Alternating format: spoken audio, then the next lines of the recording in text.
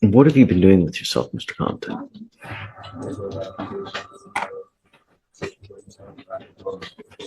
You come in here, you're smacking gum in shorts, disheveled. Where do you live? Who with? My ex, ATs.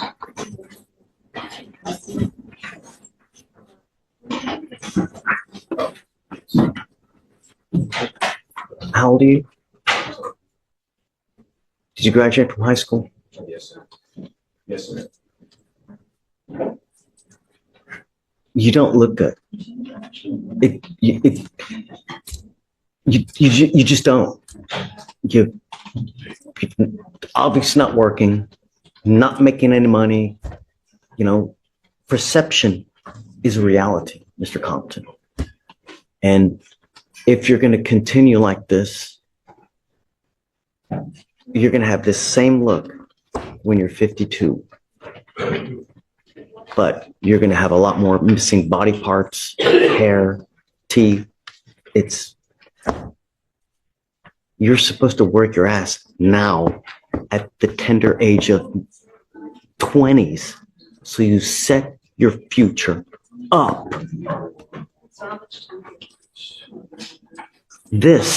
Something else is going on and we don't know what it is. A drug test right now.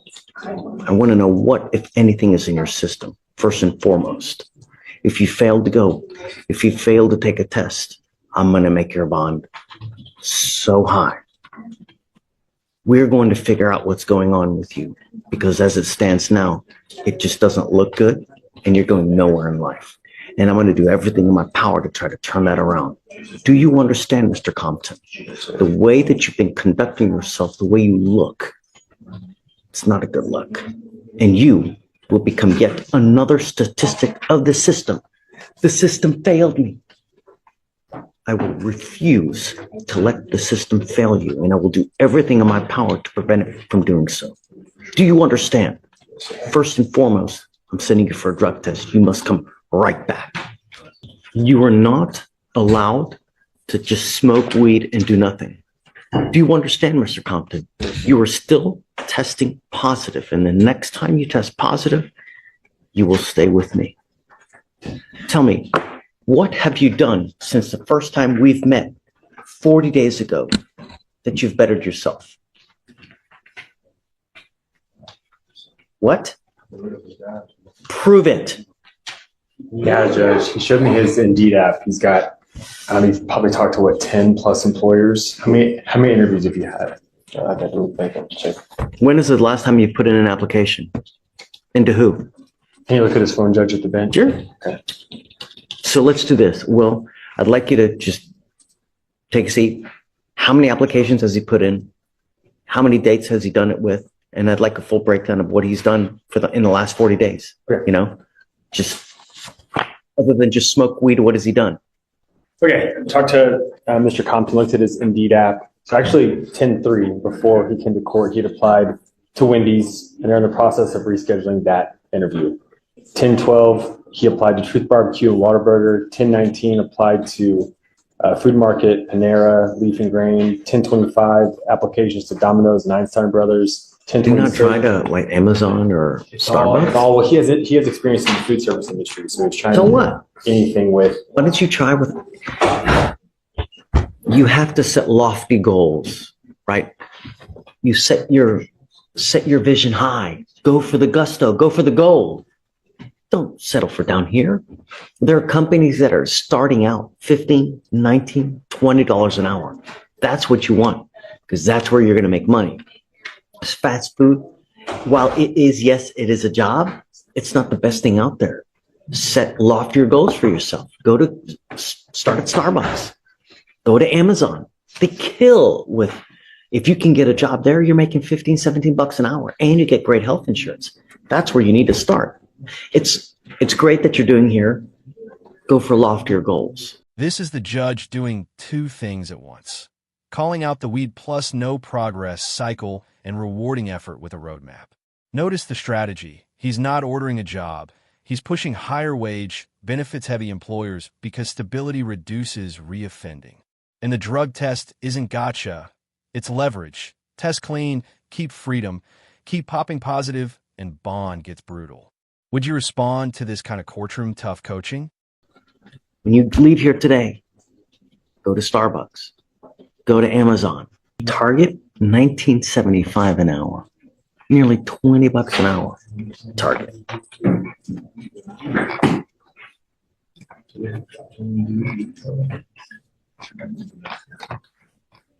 Here, I'm gonna see if I can print this out.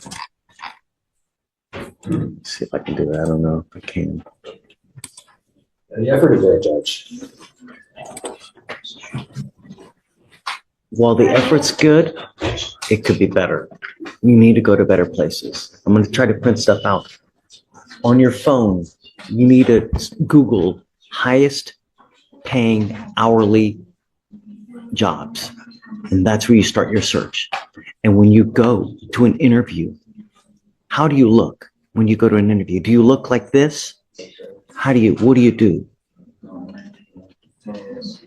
Okay. Perception is reality. If you look like a thug, they're going to treat you like a thug. You're coming to court, and look how you dress when you come to court.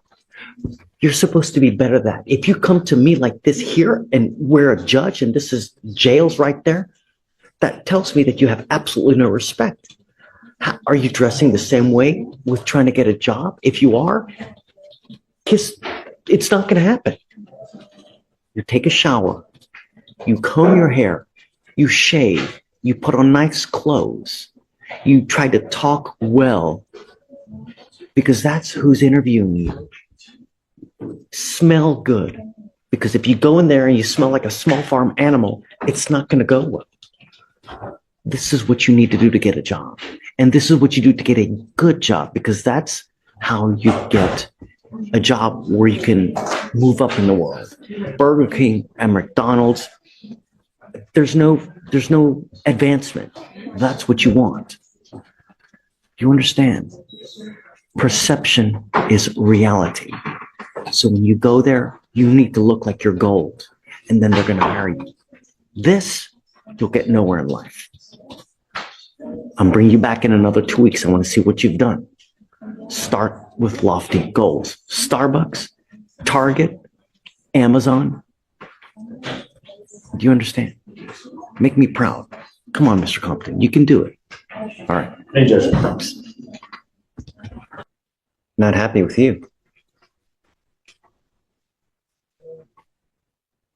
What time does court start?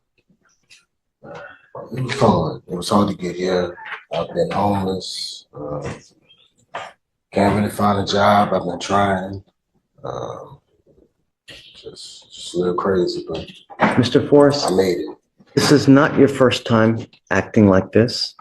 I've also had to reinstate your bond once before, and now you're coming here in shorts as well. You come after 12.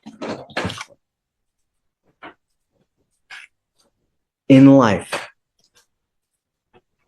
when you put your heart, your soul, your being, you can do anything in life. That's what's so great about this country, as opposed to if you live in North Korea, you live in other parts of this world where you're restricted from even accessing the internet. You have this unfounded sense of entitlement where just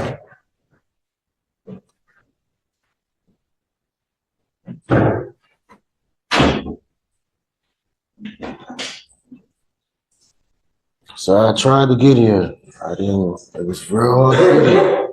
I've been living on the streets. You see, I got shorts on and stuff. I've been wearing these clothes every day.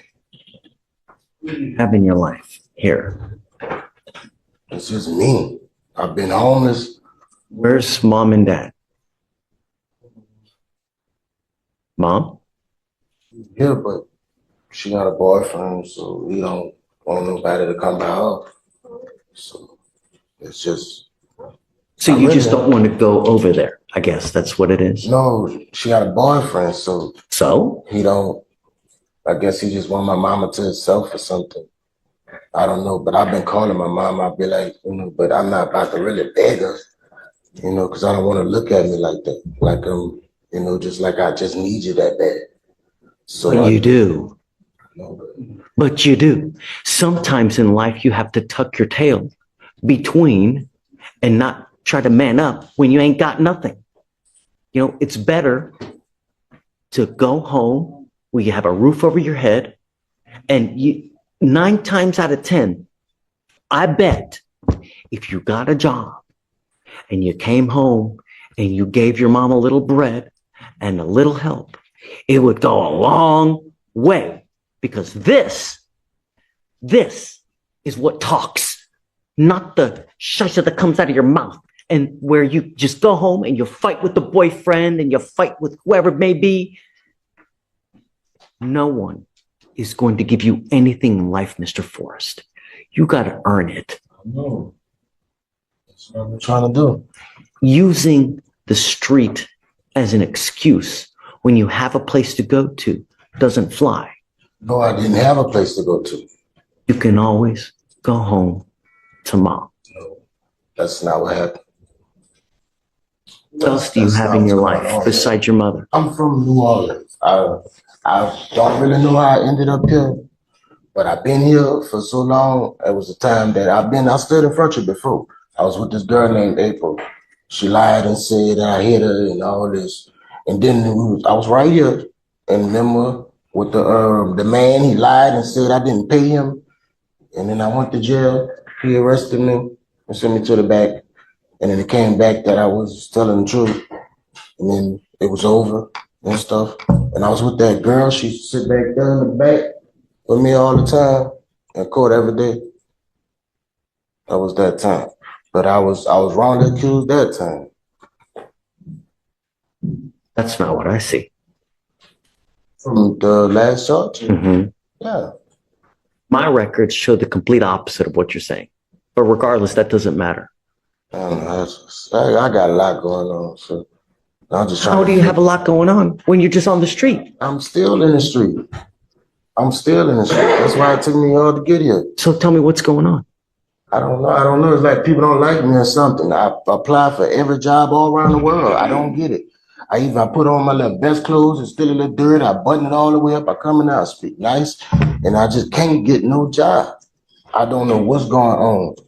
Perception is Man, but do you see the way that you're acting to me? no. Look, what I'm trying to tell you is that perception is reality.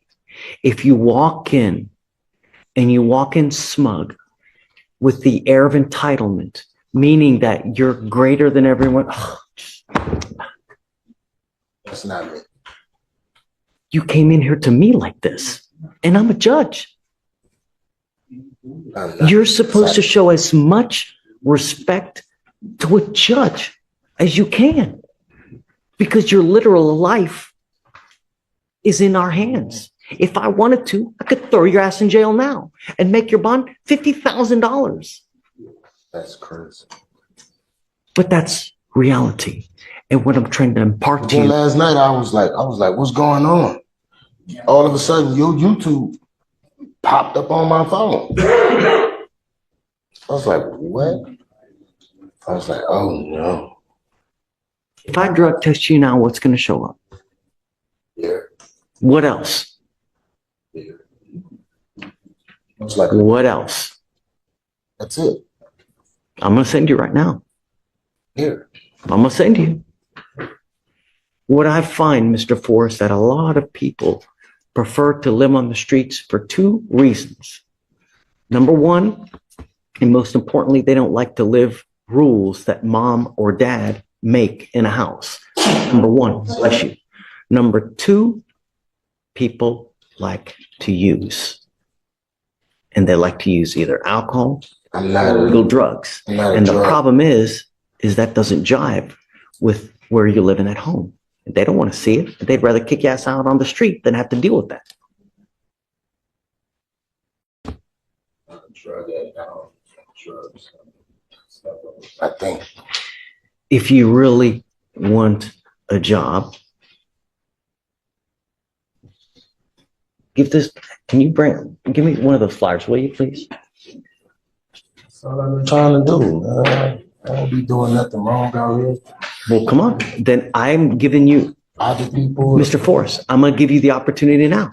We have a workshop. It's this weekend, right? Isn't it this weekend? Huh? Yeah.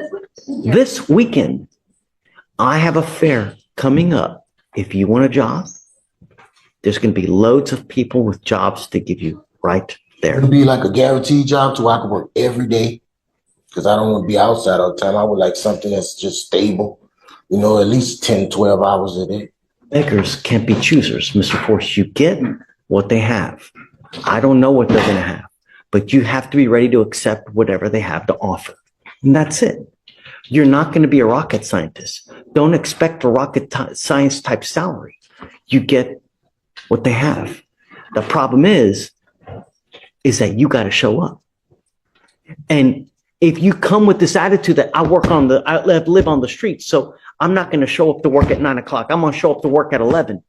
That doesn't jive. So if you want a job, you have to act like you are going to have it. You're going to show up on a daily basis, on time, not smelling like a brewery. You take a shower. You smell good. You wear nice clothes, but do you think if you go to a job looking like this, how do you think it's going to go?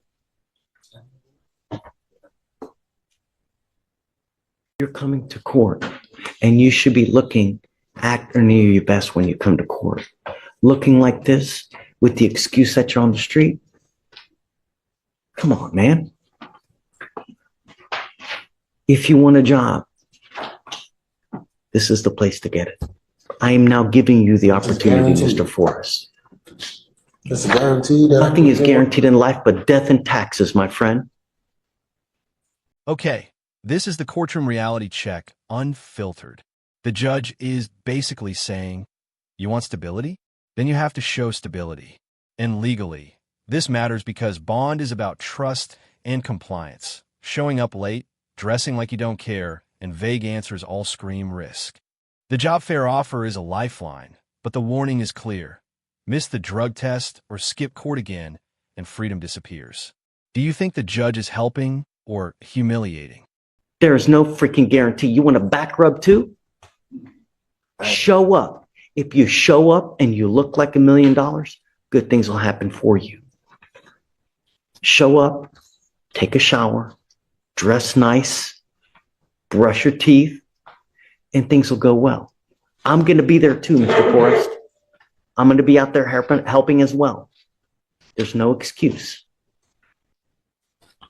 Do me one more favor. Don't come back in shorts again. Sorry, last time when I came, I had my boots on, my shirt buttoned up, you know, I was clean that day. I'd already revoked your bond. You know that, right? I had already issued a warrant for your arrest. You're lucky that I haven't left because otherwise your butt would be sitting in jail. So next time when you come to court, it starts at 8:30. Don't wear shorts.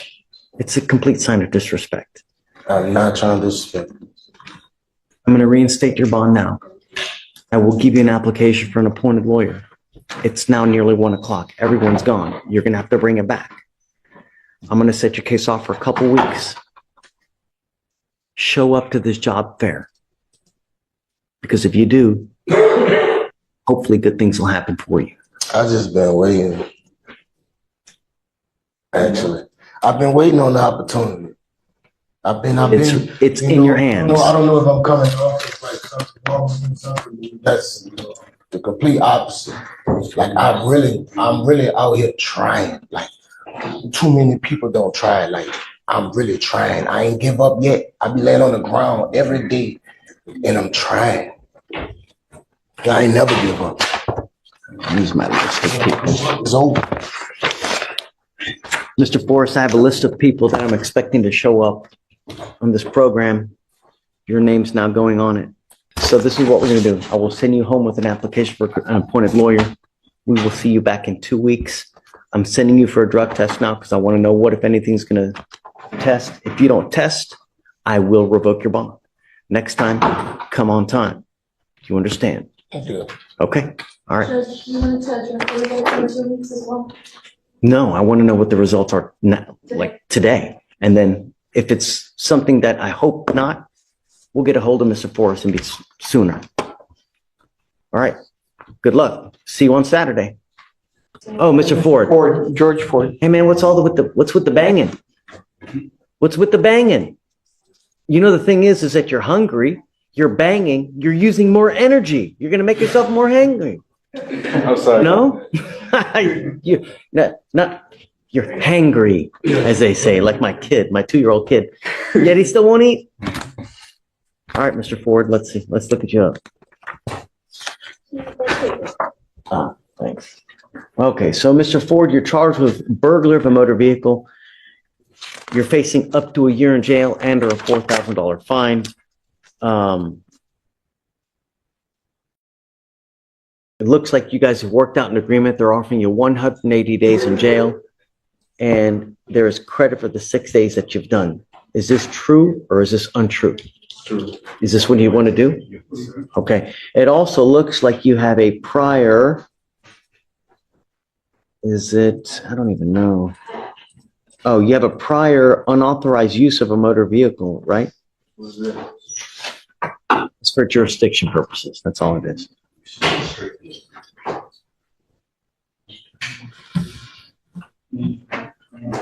I mean, what the heck is this? Did you see the enhancement? I've never seen it like this before. It says, before the commission of the offense alleged above on May 29, 2014, in cause number 1956847, County Court at Law Number 1, the defendant was convicted of an offense under Section 30.04 of the Texas Penal Code. I've never seen them just do a penal section instead opposed to what the actual offense is. Have you seen that before? I have not, Judge, but when I read it, I thought it was fine. I mean, it still lists that that is a section for BMV. So it gives the cause number, the date, the court. So just. I've never seen it like that. I've never I seen wonder it why they either. did it like that. Is that sufficient? I believe it is sufficient, Judge. It gives the penal code number, the clause number, the date, the court that it's in. Let me make sure.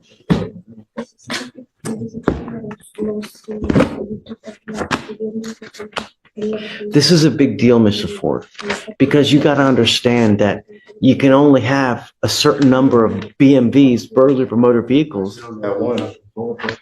But the problem is that if you continue to do it, they can enhance you to a felony. And then you're looking at years instead of days.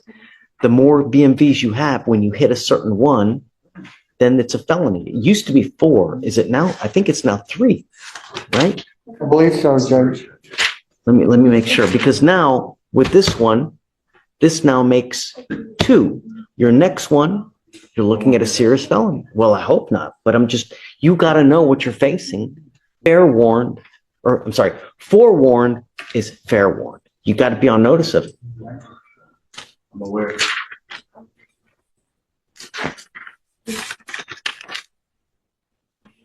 Yeah. 30.04 is a burglary of a motor vehicle. Right. Okay. So is it true that you had the prior BMV, right? Okay. So you're giving up a lot of rights by entering this agreement, Mr. Ford. You give up the right to a trial, the right to compel witnesses, test on your behalf, confront, cross-examine your accusers. If you're not a citizen, there are possible immigration consequences. You can be deported, excluded from the country, denied naturalization. You give up the right to appeal. So remember, after today, you ever pick up another BMV, you're looking at a lot of time in prison. Do you understand? Yes, sir. How do you plead to the offense of this case? Guilty or not guilty? I will find you guilty. I will send it you to the agreement. I'll roll your court costs so you won't owe anything. True to both enhancements. And good luck to you, Mr. Ford. We're going to get you down quick so you can go eat. Okay? Just so that in open court, the defendant knows, there is a felony. The felony prosecutors are reviewing it to see if they're going to be dismissing it. He does have court up there in 3 days. Okay. And possibly dismissal, they're going to consider it. Is it another car case? It's an evading with previous, Judge, evading on foot with previous. So See? Same thing here. With the prior evading, the prior evading you had, now this new one, boom, you get hit with a felony charge. Same thing now with the B&B. You got to watch out. Okay? We're going to do probable cause. You have the right to remain silent. Anything you say can or will be used against you. You have the right to have an attorney present. If you cannot afford one, one will be appointed to you. Yes, Judge. Okay. The officer initiated a traffic stop after observing the defendant's vehicle traveling 94 miles per hour in a 65 mile per hour zone. The officer observed an odor of an alcoholic beverage, and the defendant admitted to the officer that she had 2 drinks. Standard field sobriety tests were conducted, HGN 4 out of 6, walk and turn 5 out of 8, one leg stand 2 out of 4. The DIC was read and breath was refused. A blood search warrant was signed and executed. Felt like that went really fast. So the stop was for speeding. For speeding, yes. Then And then after that, they had an odor of an alcoholic beverage, and she made an admission that she drank 2 beverages. just an odor and admission of 2 beers. Any other indication of intoxication? I mean, slurred speech, bloodshot eyes. I know that while the SFSTs were, this is for the DIMS, while the SFSTs were being conducted, she was not understanding, like the officer had to explain, I think at least 4 times, the instructions for the walk and turn, the one leg stand. He also noticed that I think she took off her boots for the one leg stand. She was stumbling when she was taking them off. So there were other signs that the officer. That's what I want. I mean, just an odor, not even a strong odor at that, you know? And then you just have an admission of 2 beers. You don't know what time. Was it over a 12-hour span? You know, there's no accident here. There's no, is she a Spanish speaker? I believe so, Your Honor. I don't see any indication of that.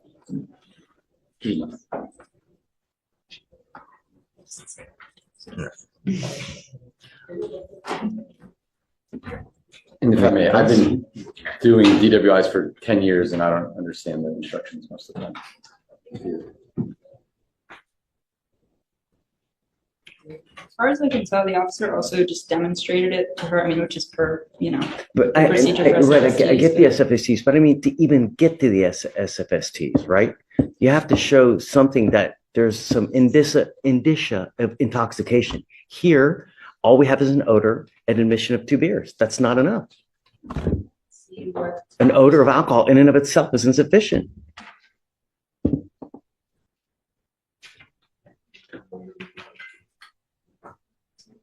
But yeah. it seems that the stop occurred at 2 in the morning, and she made a statement that she stopped drinking at 12 a.m. So we have a 2-hour period clean when she's finished drinking, and then Alcohol dissipates every 1 hour. An alcoholic drink dissipates from your system. she still had the odor in addition to that statement. All right, I'm going to find no probable cause. Yes, Judge. Ma'am, be careful, you know, really. Every single day, someone dies from a DWI in our county. It's so easy to take a $20 Uber, literally push one button, you have a car waiting for you wherever you want to go in this county. Do you understand? Yes, sir. Right. Please take a seat. This docket was a masterclass in how courts use bond conditions and probable cause standards to manage risk. Compton gets pushed toward real employment and accountability because perception is reality affects opportunities and compliance. Forrest is given a structured chance through the job fair, but with a firm line, drug test, punctuality, and respect, or the bond gets revoked. And in the DWI segment, the judge drills into the legal threshold. Odor and an admission alone aren't enough, ultimately finding no probable cause, while still warning about the deadly consequences of impaired driving. If you found this case as shocking as we did, make sure to hit that like button, share your thoughts in the comments, and don't forget to subscribe for more jaw-dropping courtroom breakdowns.